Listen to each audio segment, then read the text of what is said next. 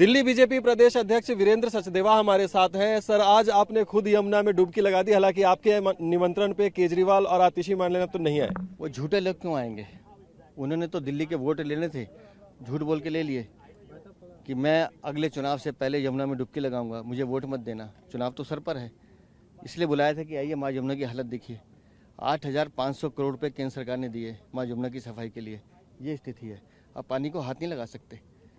और मैंने जो डुबकी लगाई है, अरविंद केजरीवाल दिल्ली वाले तुम्हारे पापा को प्रायश्चित करेंगे। अब तुम्हें साफ करेंगे, यहाँ से तुम्हें रवाना करेंगे, क्योंकि तुम तो गजनी और खिलजी की तरह आए हो, दिल्ली को लूट के भाग रहे हो। सर, दिल्ली की हवा और पानी दोनों जिस तरीके से प्रदूषित है, लोगों का कहना है कि इस पर अभी तक सिर्फ सियासत ही हो रही है, कुछ काम नहीं दिख रहा है जमीन ये पर। काम करने की जिम्मेदारी किसकी थी? दिल्ली सरकार की थी ना। तो अगर हम दिल्ली सरकार को उसकी जिम्मेदारी याद दिला रहे हैं तो हम राजनीति कर रहे हैं।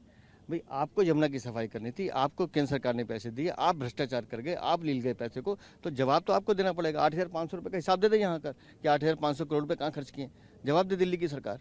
नहीं करेंगे। वायु प्रदूषण के नाम पर आप हरियाणा को दोषी दिए, यूपी को दोषी दीजिए। अरे, दिल्ली में डस्ट कंट्रोल करना आपका काम था, दिल्ली की सड़कें ठीक करना आपका काम था, दिल्ली में CND वेस्ट 3100 टन रोज नॉन ट्रीटेड इकट्ठा हो रहा है, उसको रोकना आपका काम था।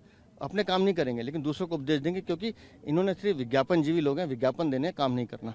तो सीधे तौर पर आप देख सकते हैं कि बीजेपी के प्रदेश अध्यक्ष ने आरोप लगाया है अरविंद केजरीवाल की सरकार पर, आतिशी मारलेना पर, कि केंद्र की तरफ से तो 8,500 करोड़ रुपए दिल्ली सरकार को सिर्फ यमुना की सफाई के लिए दिए गए, लेकिन उस पर काम यदि अभी तक हुआ होता तो यमुना का ये हाल नहीं हुआ होता। यमुना की तस्वीरें अगर हम आपको दिखाएं तो इस वक्त हम लोग यमुना घाट पर ही मौजूद हैं और यहाँ की जो तस्वीरें हैं आप देख सकते हैं कि पानी का जो रंग है यहाँ पर काले रंग का आपको दिखाई देगा और पूरी की पूरा जो घाट है वो आपको प्रदूषित इस समय दिखाई देगा। इस तरह के हालात यहाँ पर बने हुए हैं और अब इसी को लेकर दिल्ली में सियासत एक बार फिर गर्म होने लगी है, क्योंकि दिवाली का त्यौहार आ रहा है और उसके कुछ दिन के बाद यहाँ पर छठ भी मनाया जाएगा। लेकिन इस ऐसी स्थिति में यहाँ पर छठ पर्व किस तरीके से मनाया जाएगा, ये भी एक बड़ा सवाल है और बीजेपी लगातार ये सवाल आम आदमी पार्टी सरकार के सामने रख रही है। TV9 भारतवर्ष के लिए विपुल के साथ दिल्ली से मैं अभिजीत ठाकुर।